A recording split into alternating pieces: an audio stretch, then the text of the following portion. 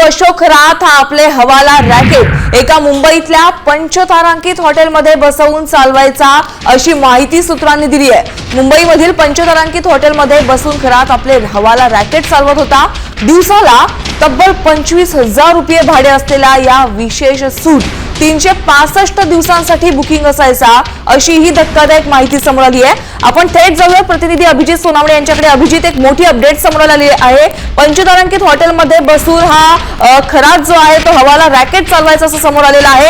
हे पंचतारांकित हॉटेलचं नाव समोर आलेलं आहे का?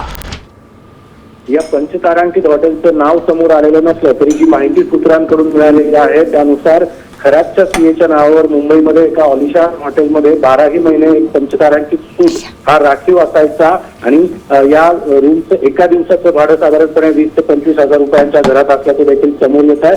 वर्षभरात या हॉटेलच्या सूटच्या भाड्यापोटी जवळपास 1 कोटीहून अधिक रक्कम भरली जात होती। त्यामुळे नेमकं यामागे काय कारण आहे याचा शोध तपास यंत्रणांकडून घेतला जातो। याच रूम मध्ये कोट्यावधींचा आर्थिक व्यवहार आणि हवाला रॅकेटचे धागेदोरे देखील दडले असल्याचा संशय तपास यंत्रणांना आहे। सोबतच खरातच्या उपस्थितीमध्ये याच सूटमध्ये दिग्गज राजकीय नेते आणि उद्योजकांच्या बैठका देखील होत असल्याचा संशय व्यक्त केला जातो आणि त्यामुळे आता खरातचा सीए पुन्हा एकदा तपास यंत्रणांच्या रडारवर आला आहे। नक्कीच अभिजित, धन्यवाद या सविस्तर आढाव्यासाठी। तर आता या पंचतारांकित हॉटेलमध्ये खरातला भेटण्यासाठी कोणते नेते मंडळी यायचे हे देखील पाहणं महत्त्वाचं आहे। एसआयटी या संदर्भात अधिकचा तपास करते।